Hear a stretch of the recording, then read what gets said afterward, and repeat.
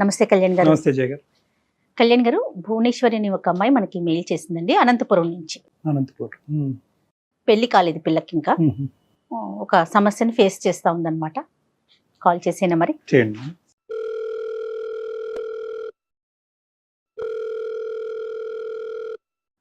Hello hello, Bhuvaneswari గారండి?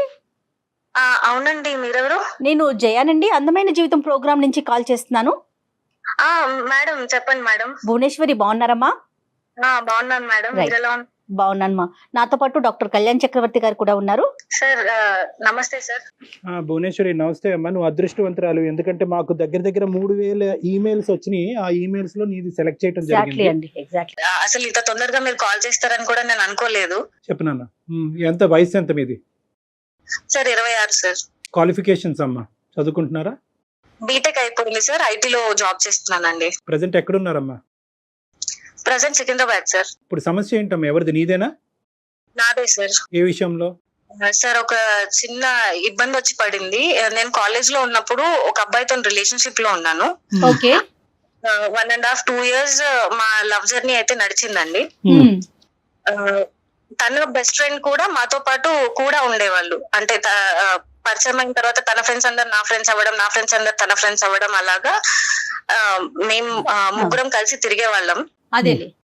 ఈ జర్నీలో ఒక 2 years తర్వాత నాకెందుకో తనతో వర్కౌట్ కాదు అనిపించిందండి. బాయ్ ఫ్రెండ్ తోటి నాకు 2 years రిలేషన్షిప్ తర్వాత లాంగ్ టర్మ్ తనతో జీవితాంతం నేను జీవితం పంచుకోలేను అని అనిపించి నేను బ్రేకప్ చెప్పేశాను. దీనికి బలమైన కారణాలు ఏమైనా ఉన్నాయా అండి భువనేశ్వరి?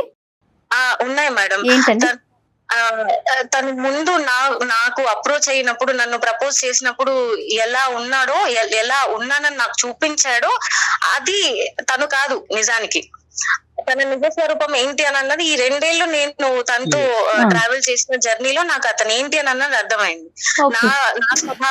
నా స్వభావానికి చాలా ఆపోజిట్ అండి. We are like opposite poles. మాకు అసలు ఆపోజిట్ పోల్స్ అని తెలియటానికి నీకు 2 years టైం పట్టిందమ్మా? ఆ జర్నీలో మెల్లమెల్లగా తెలిసి వచ్చింది సార్. తెలిసింది ఏంటో ఆపోజిట్ పోల్స్ తెలుసుకోవచ్చా? ఫర్ ఎగ్జాంపుల్ ఏదన్నా? సార్ అతను అంటే మామూలుగా ముందు చాలా ఫ్రెండ్లీగా జోవియల్ గా ఉన్నట్టు కనిపించేవాడు. కానీ పైకి అలా కనిపిస్తాడు, కానీ నిజానికి తనది కాదు సార్. చాలా పొసెసివ్ అండ్ సంకుచిత స్వభావం, చాలా నారో మైండెడ్ అబ్బాయి.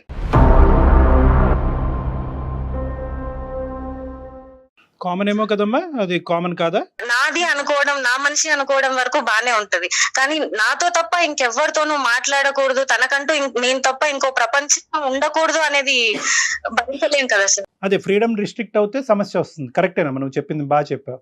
తర్వాత అది కాకుండా ఇంకా ఏ సమస్యలు కనిపించినాయి ఈ అబ్బాయిలో నీకు?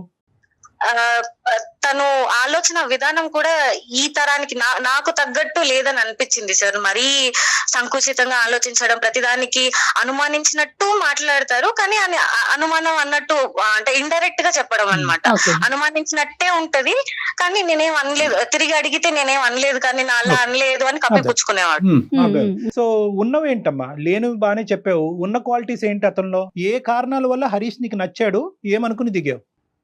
అంటే తను నాకు చాలా సపోర్టివ్ గా ఉంటాడు అని అనుకున్నా సార్. అంటే కెరియర్ లో కానీ లైఫ్ లో కానీ తోడుంటాడు, పక్కన నిలబడతాడు, నన్నుగా ఉండనిస్తాడు అని అనుకున్నా.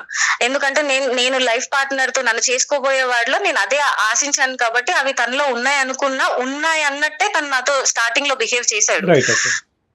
తర్వాత ఆ జర్నీలో మెల్లమెల్లగా తెలిసి వచ్చింది ఏంటి అని అంటే, తను చూపించింది తను ఉన్నది వేరే. What is up? నీకు బయట కనిపించేది, లోపల ఉన్నది డిఫరెంట్. ఓకే. సో చాలా సార్లు పెద్దగా గొడవలు అయ్యేవి. అంటే చాలా కారణాలు సార్. ఒకటి ఇందువల్లే నేను విడిపోయాను అని మీకు కరెక్ట్ గా పిన్ పాయింట్ గా చెప్పలేను. ఒకదాని తర్వాత ఒకటి సీక్వెన్షియల్ గా నాకు ఆ లాంగ్ జర్నీలో అర్థమైంది ఏంటి అని అంటే, మా ఇద్దరికి ఫ్యూచర్ లో మ్యారిటల్ లైఫ్ లో వర్కౌట్ కాదు అని నాకు పర్సనల్ గా చాలా స్ట్రాంగ్ గా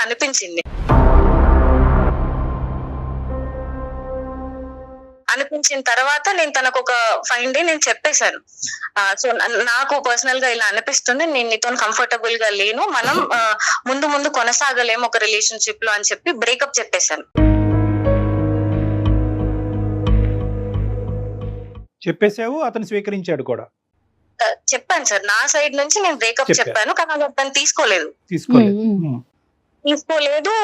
మళ్ళీ మళ్ళీ రిపీటెడ్ గా కాల్స్ చేయడం, కాంటాక్ట్ చేయడానికి ట్రై చేయడం, ఏదోలాగా అప్రోచ్ అవ్వడానికి ట్రై చేస్తున్నాడు. నేను అవాయిడ్ చేస్తూనే ఉన్నా. ఓకే. ఈ ప్రాసెస్ లో తన బెస్ట్ ఫ్రెండ్, ముందు చెప్పాం కదా సార్ మేము ముగ్గురం ఉండే వాళ్ళం బెస్ట్ ఫ్రెండ్స్ అని, తన నిశాంత్ అని ఇంకొక అబ్బాయి తన క్లోజ్ ఫ్రెండ్ అన్నమాట. తన క్లోజ్ ఫ్రెండా మీ క్లాస్మేట్ కూడానా? మా క్లాస్మేట్ అండ్ వాళ్ళిద్దరు నాకంటే Close ముందు friends. నుంచి, నేను వాళ్ళకు పరిచయం అవ్వక ముందు నుంచి వాళ్ళిద్దరు క్లోజ్ ఫ్రెండ్స్. రైట్. ఓకే అమ్మా. సరేనమ్మా.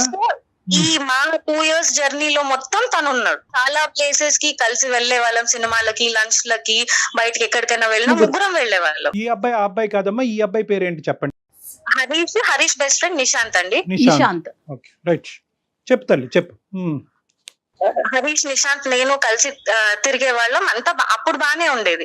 తర్వాత నేను ఎప్పుడైతే ఈ అబ్బాయికి మా ఇద్దరి మధ్యలో డిస్టర్బెన్సెస్ వచ్చి నేను ఇలా బ్రేకప్ చెప్పాను అని నిశాంత్ కి తెలిసిందో, తను మెల్లగా అప్పుడప్పుడు ఫోన్ చేసేవాడు. ఎలా ఉన్నావు ఏంటి, మామూలుగా మాట్లాడుకుంటూ ఉంటాం కదా ఫ్రెండ్స్ అన్నప్పుడు, బాగోగులు మాట్లాడుకోవడం. ఇలా అన్నప్పుడు నేను చెప్పాను, ఇలాగ నాకు తనతో కనెక్ట్ అవ్వలేను అని అనిపించింది, సో నేను ఇలా బ్రేకప్ చెప్పాను అని చెప్పాను. ఆ విషయం తనకు తెలిసిన తర్వాత కొన్ని రోజులు టైం తీసుకొని నిశాంత్ నాకు తిరిగి ప్రపోజ్ చేశాడు.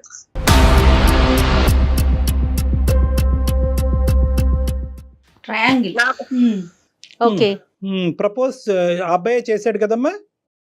నిశాంత్ నన్ను అప్రోచ్ అయ్యాడండి. ఇక్కడ 2 points నేను అడుగుతాను. ఒకటి, హరీష్ తో ఓకే బ్రేకప్ అయిన తర్వాత మీరు ఫ్రెండ్స్ లా కంటిన్యూ అవుదాం అనుకున్నారా? మీ ఇద్దరి మధ్య కమ్యూనికేషన్ కంటిన్యూ అయిందా? ఒకప్పుడు అలా కంటిన్యూ అవ్వనటువంటి పక్షంలో నిశాంత్ తో నువ్వు మాట్లాడుతున్నావు, నిశాంత్ నిన్ను ఇలా ఓదారుస్తున్నాడు, నిన్ను కన్సోల్ చేస్తున్నాడు, నీ బాగోగులు తెలుసుకుంటున్నాడు అనే అంశం హరీష్కి తెలుసా? లేదంటే ఇవన్నీ హరీష్కి తెలియకుండా మీరిద్దరు మాట్లాడుకుంటున్నారా? నాకు హరీష్ కి అసలు ఎలాంటి కాంటాక్ట్స్ లేవండి. బ్రేకప్ చెప్పిన తర్వాత అప్రోచ్ అవ్వడానికి ట్రై చేశాడు. నిశాంత్ హరీష్ తో కాంటాక్ట్ లోనే ఉన్నాడు. ఉండొచ్చు సార్, ఎందుకంటే నాకు నిశాంత్ కి మధ్యలో హరీష్ టాపిక్ ఎప్పుడు రాలేదు, నేను అడగలేదు, ఆ అబ్బాయి కూడా తీయలేదు. మోస్ట్ ఇంపార్టెంట్ థింగ్ ఏంటంటేనమ్మా, నిశాంత్ అనేటటువంటి ఈ రెండోసారి వచ్చినటువంటి నీ రెండో బాయ్ ఫ్రెండ్ ఈ అబ్బాయికి ఇప్పుడే నీకు చెప్పాలని అనిపించిందా, ఎప్పుడో చెప్పాలని అనిపించిందా, లేదంటే బ్రేకప్ అయిన తర్వాత లైన్ క్లియర్ అయింది కాబట్టి ఇప్పుడు చెప్తున్నాడా, లోపల ఆ ప్రేమ అన్నది ముందు నుంచి ఉందా? తను నాకు చెప్పడం ఏంటంటే, సార్ నేను ముందు నుంచి ఈ జర్నీలో నేను అబ్జర్వ్ చేస్తూ వచ్చాను, సో మన ఇద్దరికి వర్కౌట్ అవుతుందని నాకు అనిపించింది, కానీ నేను అప్పుడు చెప్పలేకపోయాను, ఇప్పుడు చెప్తున్నాను అని అయితే నాకు చెప్పాడు సార్. మా ఇద్దరు బ్రేకప్ అయిన తర్వాత మనసులో ఉండింది. సో ముందు నుంచి ఉంది. నీ రెస్పాన్స్ ఏంటి తల్లి? నేను కొంచెం ఆలోచించడానికి టైం తీసుకున్నా సార్. ఆ టైం గ్యాప్ లో నేను ఒకసారి అనలైజ్ చేసుకుంటే నాకు ఏవైతే ఒక లైఫ్ పార్ట్నర్ లో కావాలని అనిపించాయో అవన్నీ నిశాంత్ లో ఉన్నాయని నాకు అనిపించింది.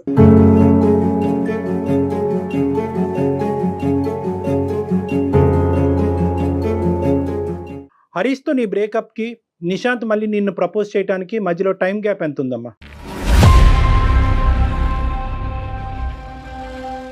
హార్డ్లీ 1-2 months ఉంది సార్. సో నువ్వు కంప్లీట్గా ఈజీగా వైపౌట్ చేసావమ్మా హరీష్ని. బ్రేకప్ అయ్యింది, నచ్చలేదు, అతని యొక్క ప్రవర్తన నీకు నచ్చలేదు కాబట్టి తీసేయాలనుకున్నా తీసేసావు.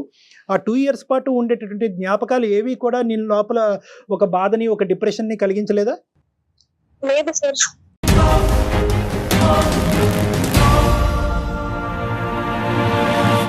అంటే మరి ఆ 2 years పాటు నడిచింది ఏంటమ్మా?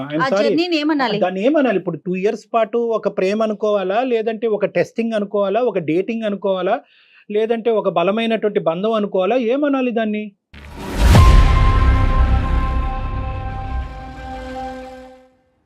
సార్ మీరు అన్నట్టు డిప్రెషన్ లోకి వెళ్ళాలి అని అంటే వదులుకొని బతకలేనంత ఎమోషనల్ కనెక్ట్ ఉండాలి సార్.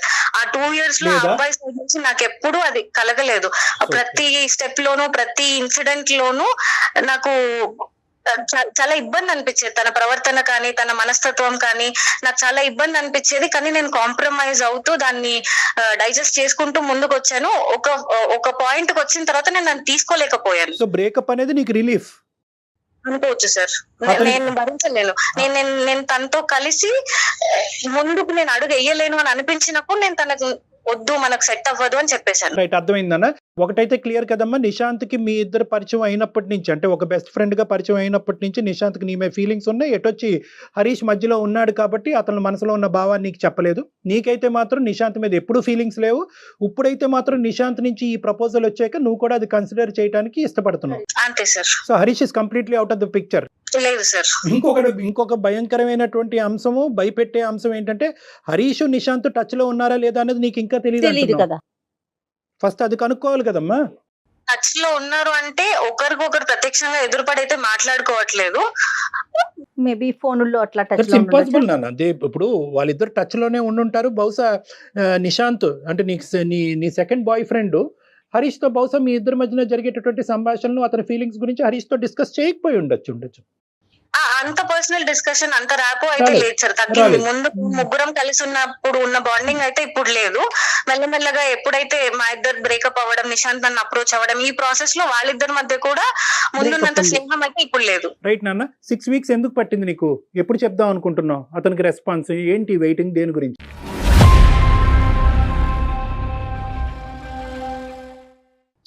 సార్ ఆ గ్యాప్ ఎందుకు వచ్చింది అని అంటే నేను చాలా రెస్ట్లెస్ అయిపోయాను సార్. విసిగిపోయాను వీటన్నిటితోటి. ఆయన వచ్చాడు, ప్రేమ అన్నాడు, జర్నీ చేసాం, ఇదంతా అయింది. మళ్ళీ ఈయన వచ్చాడు, వీళ్ళిద్దరు బెస్ట్ ఫ్రెండ్స్. ఈ సిచ్యువేషన్ నాకు కరెక్ట్ గా అదే టైంలోనే నిహారిక ఇన్సిడెంట్ ఒకటి జరిగింది. వాళ్ళది కూడా సేమ్ అలాగే ట్రయాంగిల్ లవ్ స్టోరీ.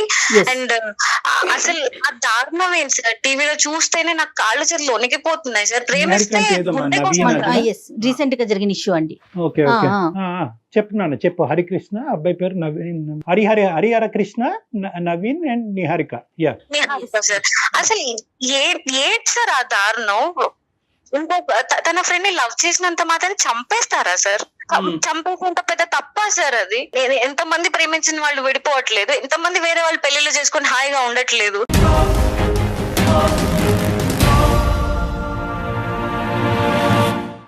తనని కాదని వేరే వాళ్ళని ప్రేమించినందుకు చంపేస్తారా? అది గుండె అనుకుంటున్నారా, కేక్ ముక్క అనుకుంటున్నారా సార్? అలా పక్కకు తీసుకెళ్లి చంపేయడం, దారుణాలు అది చూసినప్పటి నుంచి నాకు రాత్రులు నిద్ర పట్టలేదు సార్. అసలు నా పరిస్థితి కూడా ఇంచుమించు దాదాపు దానికి దగ్గరగానే ఉంది. ఇది ఇలాంటి భయంకరమైన పరిణామాలు వస్తాయేమో. అసలు అందులో నా తప్పు ఎంత ఉంది? నేనేమన్నా తప్పు చేస్తున్నానా? నేను ఇప్పుడు ఈ అబ్బాయికి ఓకే చెప్తే అలాంటి పరిణామాలు ఏమన్నా నేను చూడాల్సి వస్తుందా? అసలు నాకేం అర్థం కావట్లేదు సార్. నీ ఇష్యూకి వస్తే అమ్మా, కమింగ్ టు యువర్ పాయింట్, నీకు నిద్ర పట్టట్లేదు, చేతులు కాళ్ళు వణికిపోతున్నాయి, భయం వేస్తుంది అని అంటున్నావు. ఇప్పుడు నీకు ఒక స్ట్రైట్ ఫార్వర్డ్ క్వశ్చన్ నిన్ను అడుగుతా. ఎందుకు భయపడుతున్నావు నువ్వు? ఏ కారణం చేత భయపడుతున్నావు? నాకు హరీష్ గురించి తెలుసు సార్, ఆ అబ్బాయి మనస్తత్వం తెలుసు. ఇతను వెళ్ళి నిశాంత్ ఏమైనా చేస్తాడా, లేకపోతే వాళ్ళిద్దరు కొట్టుకొని ఒకరికొకరు ఏమైనా చేసుకుంటారా అని చాలా భయపడుతున్నాను సార్ నేను. అతను ఎంత మొండివాడంటే, ఎంత పొసెసివ్ నేచర్ అని అంటే, ఎప్పుడు తనదే నెగ్గాలి, తన పాయింట్ ఆఫ్ వ్యూ కరెక్ట్, తనకే దక్కాలి అన్న ఒక ఇది ఉంటది సార్ ఆ అబ్బాయికి. సో ఆ కోపంలో ఈ గ్యాప్ లో నేను చెప్పాను కదా సార్ మీకు, నేను బ్రేకప్ చెప్పిన తర్వాత రిపీటెడ్ గా కాల్స్ చేస్తున్నాడు, కనెక్ట్ అవ్వడానికి ట్రై చేస్తున్నాడు అని. అందులో ఎక్కడ నాకు ప్రేమ కనిపించలేదు సార్. మొండి, నాకు దక్కాలి, నన్ను ఎందుకు వదిలేసి వెళ్ళిపోతున్నావు అన్న మొండి పట్టుదలే కనిపించింది, కానీ ప్రేమతో సాధించుకుందాం అన్న మనస్తత్వం కాదు సార్. అది ఉంటే అసలు నేను బ్రేకప్ చేసుకోకపోయేదాన్ని. ఒక 2 years పాటు జరిగినటువంటి జర్నీ ఒక మీనింగ్లెస్ జర్నీగా మారిపోయినప్పుడు, రెండో వచ్చినటువంటి అబ్బాయి ఈరోజు నువ్వు ప్రపోజ్ చేస్తే నువ్వేం చేయాలి? వాడికి ఒక దండం పెట్టాలి. First of all, most important. బాబు, నీకు 10% కాదు 100% ఫీలింగ్స్ ఉండి హరీష్ కంటే 100 రెట్లు ఎక్కువైనా ప్రేమించదు, నో ప్రాబ్లము. కానీ ఈరోజు నేను మానసికంగా I'm not in a stable position. ఈరోజు ఇప్పటి వరకు నాకు జరిగినటువంటి ప్రయాణం, అది ప్రేమ, ఇన్ఫాక్చువేషనా, డేటింగా ఏంటో నేను డిఫైన్ చేయలేకపోతున్నాను. ఆ మనిషి నుంచి విముక్తి పొంది ఇప్పుడే సేద తీరి నా చదువు మీద, నా ఉద్యోగం మీద కాన్సన్ట్రేట్ చేసేటటువంటి టైంలో ఇప్పుడు నువ్వు ఇంకో ప్రపోజల్ తీసుకొచ్చావు. ఈ భారాన్ని నేను ఇప్పుడు అప్పుడే మోయలేను, కాస్త వెనక్కి తగ్గు, కొద్దిగా సమయం ఇవ్వు అని చెప్పి అడగాలి మీరు. ఎందుకంటే కనుక ఈరోజు ఇది రీప్లేస్మెంట్ స్ట్రాటజీ అంటారమ్మా. చాలా మంది ఆడపిల్లలు ఇక్కడే ఉచ్చులో చిక్కుంటారు. ఒక బ్రేకప్ అయిన తర్వాత ఒక డిప్రెషన్లోకి వెళ్తారు. ఆ డిప్రెషన్ తట్టుకోలేరు, ఆ వ్యాక్యూమ్ని తట్టుకోలేరు, ఆ లేనితనాన్ని తట్టుకోలేక ఏంటంటే ఇంకో సైడ్ నుంచి ఎవరన్నా ఒక నాదుడు వచ్చి కూర్చుని ఏంటి నీ కష్టం ఏంటి, నీ బాధ ఏంటి నాకు చెప్పు అనేటప్పటికి వాడు వెనకతల చూడరు, వాడు ముందు చూడరు, వాడి చరిత్ర చూడరు, ఆ గతం చూడరు, మొదట చేసినటువంటి తప్పే మళ్ళీ చేసి అబ్బా నన్ను ఎంత బాగా వింటున్నాడో, నాకు ఇంత మంచిగా వినేటటువంటి వ్యక్తి నాకు కనిపించట్లేదని మళ్ళీ కనెక్ట్ అయిపోయి అక్కడ ప్రపోజ్ చేయగానే 10 రోజుల్లోనే ఎస్ చెప్తారు. బహుశా ఈ సంఘటన దృష్ట్యా, థ్యాంక్స్ టు దిస్ సంఘటన, అన్ఫార్చునేట్ సంఘటన, నువ్వేంటంటే కొద్దిగా బ్రేక్స్ వేసుకున్నావు, నువ్వు ఒక 6 వారాల పాటు బ్రేక్ వేసావు. అది ఆ ఇన్సిడెంట్ వల్ల. ఆ ఇన్సిడెంట్ వల్ల అందునుంచి థ్యాంక్స్ టు దిస్ ఇన్సిడెంట్ అని నేను ఎందుకు అంటున్నానంటే, ఈ దురదృష్టకరమైనటువంటి ఇన్సిడెంట్ బహుశా లేకపోతే కనుక నువ్వు కూడా ఎస్ అని చెప్పి ఉండేదాను కదమ్మా. సార్ కానీ మీరు అన్నట్టు ముక్కు మొహం తెలియని వ్యక్తి అయితే కాదు కదా సార్. కొన్ని ఏళ్ల పాటు మేము ఫ్రెండ్స్ లా ఉన్నాం, ఒక జర్నీ ఫ్రెండ్షిప్ నడిచింది మా మధ్యలో. ఎక్కడో సడన్ గా నేను డిప్రెషన్ లో ఉన్నప్పుడు ఒక అతను వచ్చి నీ కష్టాలు నాకు మంచి పాయింట్ అమ్మా, చాలా మంచి పాయింట్. ఈ అబ్బాయి నీ మొదట ఉండేటటువంటి హరీష్ తో నువ్వు కాంటాక్ట్ లో ఉండి మీ ఇద్దరు ప్రేమించుకుంటున్నంత కాలం ఎక్కడ కూడా ఏ మూలన ఏ కోసాన కూడా 0.5% కూడా నేను నిశాంత్ నా పార్ట్నర్ అవుతాడు రానున్న రోజుల్లో నువ్వు ఎప్పుడు అనుకోలే?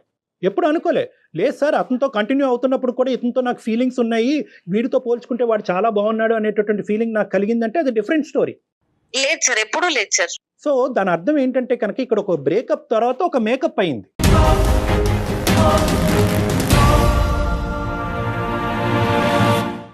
ఈ బ్రేకప్ తర్వాత మేకప్ అయింది అంటే ఏంటంటే, ఈ బ్రేకప్లో ఉండేటటువంటి ఆ వాడి వేడి ఉండేటటువంటి పరిస్థితిలో ఈ అబ్బాయి వచ్చి ప్రపోజ్ చేయగానే నీ మనసులో ఒక క్వశ్చన్ మార్క్ పడింది. సో కాబట్టి నేనేమంటున్నానంటే, ఎప్పుడు కూడా ఇటువంటి సిచ్యువేషన్స్ సర్కమ్స్టాన్సెస్లో తీసుకునేటటువంటి నిర్ణయాలు ఖచ్చితంగా తప్పుదోవ పట్టిస్తాయి. ఆ అబ్బాయి ఇంతకుముందు ఆ అమ్మాయి భయపడేటటువంటి టీవీలో జరిగినటువంటి సంఘటనలో పరంగా ఈ అమ్మాయి మీద హింస చూపెడితే భయం వేస్తుంది సార్ నాకు. అదే భయంతోనే మీకు మెయిల్ చేశాను నేను. అంటే ఇప్పుడు ఇక్కడ హరీష్ ఫ్రెండ్ కాకుండా ఉన్నట్లయితే ఇంత భయపడాల్సిన అవసరం ఉండేది కాదంటారా కళ్యాణి గారు మీరు? ప్రేమించినటువంటి ఒక అబ్బాయి కానీ అమ్మాయి కానీ ఆ అమ్మాయితో బ్రేకప్ చెప్పిన తర్వాత, ఓకే బాయ్, నాకు నచ్చకపోయినా నీ దారి నువ్వు చూసుకుంటాను అంటున్నావు, నిన్ను ప్రేమించాను కాబట్టి నా ప్రేమను ఈ విధంగా నేను త్యాగం చేయాలి అని అనుకుంటున్నాను, నేను ప్రేమించినటువంటి వ్యక్తి నా వల్ల బాధపడకూడదు, నేను నచ్చకపోతే నేను విరమించుకుంటాను, నేను వెనక్కి వెళ్ళిపోతాను అనేటటువంటి అంశం నెంబర్ 1. అలా అనుకుని అలా విత్డ్రా అయ్యేటటువంటి అమ్మాయి కానీ అబ్బాయి కానీ మానసికంగా ఏమనుకుంటారంటే, కొన్ని సంవత్సరాలు కొన్ని ఏళ్ల పాటు ఏమనుకుంటారంటే, నా స్థానాన్ని ఎవరూ తీసుకోకూడదు అనే భావంతో చాలా బలంగా ఉంటారమ్మా. That's a feeling, that's a natural human feeling.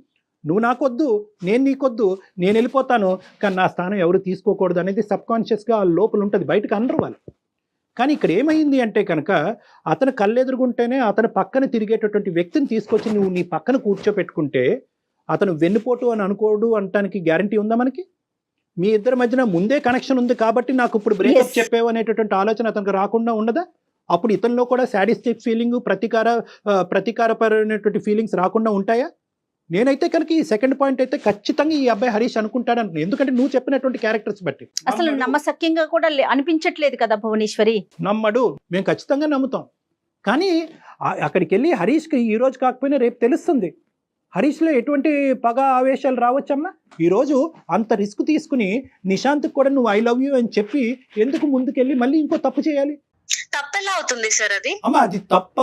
నాకు నచ్చిన మనిషిని పెళ్లి చేసుకోవడం అన్న హక్కు నాకు ఉండదా సార్? నాకు నచ్చిన మనిషితో జీవితం పంచుకునే హక్కు నాకు ఉండదా?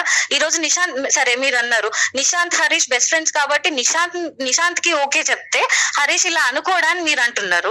నిశాంత్ కాకపోతే రేపు పొద్దున మా అమ్మ నాన్నలు చూసిన వాళ్ళైనా అతని ఫ్రెండ్ కాకుండా ఎవరైనా ఎక్స్ అయినా వై అయినా జెడ్ అయినా నో ఇష్యూ.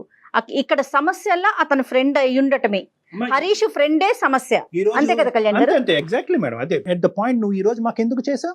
నీకు భయం వేసింది కాబట్టి చేసావు, నువ్వు నిద్ర పోవట్లేదు కాబట్టి చేసావు, ఎక్కడో నీ అంతరాత్మ నువ్వు తప్పు చేస్తున్నావు, రేపొద్దున ఇంకో అనర్థం నీ జీవితంలో జరిగి రేపొద్దున ఇది పేపర్లోనో టీవీలోనో ఒక న్యూస్ కింద రాబోతుంది అనేటటువంటి ఆలోచన నిన్ను చంపేస్తుంది కాబట్టి నువ్వు నాకు చేసావు. ఎందుకు అంటే కనుక నీ మనసులో ఉండే కాన్సెప్ట్, నేను మాట్లాడే కాన్సెప్ట్ ఒకటే కాబట్టి.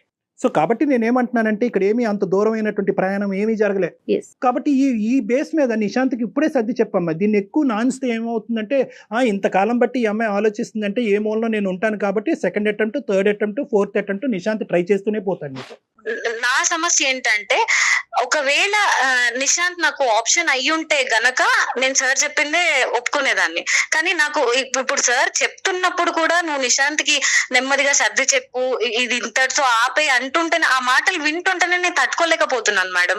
నాకు అతను ఎక్కడ నా లైఫ్ లో ఉండడన్న ఆలోచన కూడా, అసలు ఇంకో మనిషి మాట్లాడుతుంటే కూడా నేను దాన్ని విని తీసుకోలేకపోతున్నాను. 1 month జర్నీలోనే అతను మిస్ అయిపోతాడేమో అని అంత తీవ్రంగా ఆలోచించేస్తున్నారా భువనేశ్వరి మీరు? 1 month జర్నీ కాదు మేడం, ఆయన నాకు నిన్న మొన్న పరిచయం అయినటువంటి వ్యక్తి కదమ్మా. నువ్వు సో మొత్తం అంతా లెక్కేస్తున్నావమ్మా, ఆ పీరియడ్ ఈ పీరియడ్ అంతా కూడా అన్ని పీరియడ్స్ కలిపేసుకుంటున్నావు.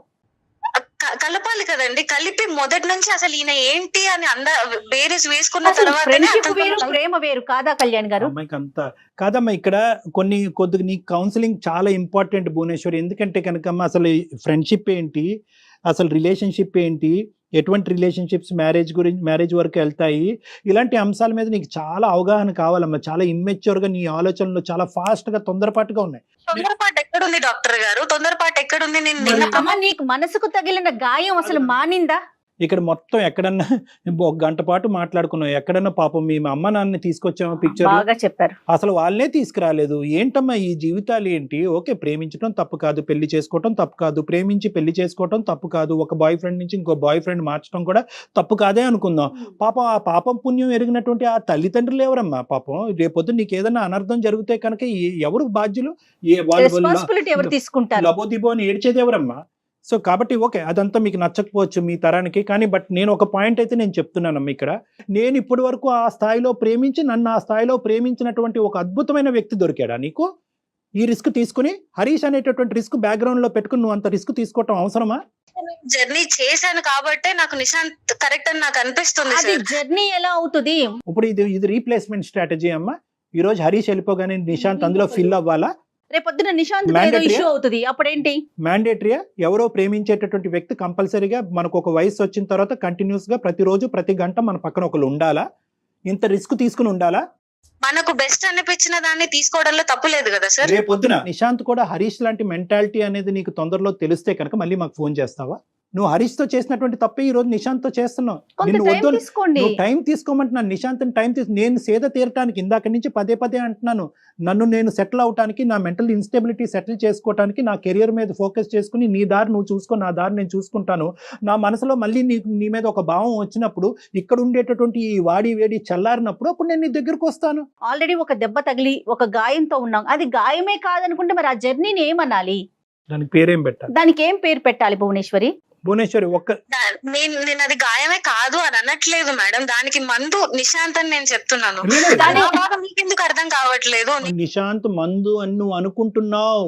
నిశాంత్ మందో లేదా పుండి మీద కారమో అనేటటువంటిది నీకు ఇంకా అప్పుడు తెలుస్తుంది. నీకు తెలియదు. నువ్వు ఆ ఆలోచన కానీ ఆ మెచ్యూర్ గా ఆలోచించేటటువంటి పరిస్థితిలో ప్రజెంట్ నీకు క్లారిటీ ఆఫ్ మైండ్ లేదు.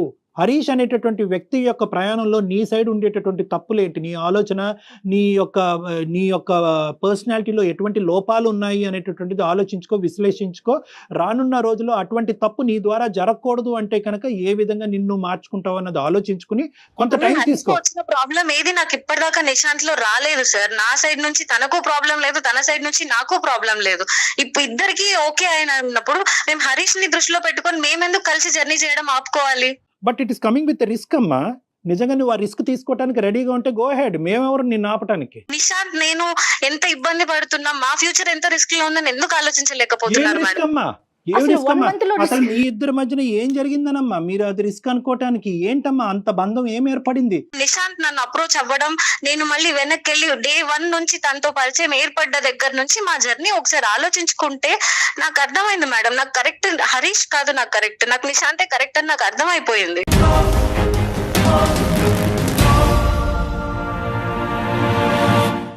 మా ప్రైమరీ థింగ్ అయితే మాత్రము నువ్వు టైం తీసుకో. నిశాంత్కి ఇప్పటికిప్పటికే రీప్రపోజల్ చేసి నువ్వంటే నాకు ఇష్టం అని చెప్పొద్దు. మోస్ట్ ఇంపార్టెంట్ ఏంటంటే ఈ మొత్తం అంశంలో హరీష్ని మాత్రం కప్పేయద్దు.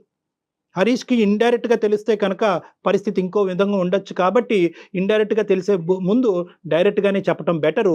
అన్నిటికంటే ఫైనలీ మోస్ట్ ఇంపార్టెంట్, నీకంటూ ఒక కుటుంబం ఉంది, తల్లిదండ్రులు ఉన్నారు. ఇప్పటికైనా మొదట చేసిన తప్పు మళ్ళీ రిపీట్ అవ్వకూడదు అంటే ఇప్పుడు నీ పేరెంట్స్ని ఇన్వాల్వ్ చేయడం అనేది అందరికీ శ్రేయస్కరం. ఇదే భాష ఏదైతే మాతో మాట్లాడేవో, నిశాంత్ కరెక్ట్, నిశాంత్ సూపరు, నిశాంత్కి మించినటువంటి మనిషి లేదు అనేటటువంటి అంశాలు ఏవైతే చెప్పావో అవే మీ తల్లిదండ్రుల దగ్గర రిపీట్ చేయి. మీరు ఆర్గ్యూ లోకి వెళ్తున్నారు భువనేశ్వరి, ఆలోచించండి. ఆర్గ్యుమెంట్ కూడా నువ్వు ఎందుకు వెళ్తున్నావు అంటే కనుకమ్మ, మాకు ఫోన్ చేయకి, మాకు ఈమెయిల్ చేయక ముందే నువ్వు నిశాంత్ కావాలి అని చెప్పి 100% కాదు 200% ఫిక్స్ అయ్యావు. కాబట్టి ఈ రిస్క్ ని ఆ నిశాంత్ అలాగే ఉండాలి, నిశాంత్ నేను ప్రేమించాలి, నిశాంత్ నేను పెళ్లి చేసుకోవాలి, కానీ నాకు హరీష్ దగ్గర నుంచి రిస్క్ రాకుండా మీరు ఒక ఆలోచన చెప్పండి అంటే కనుక అలా మేము చెప్పలేమమ్మా.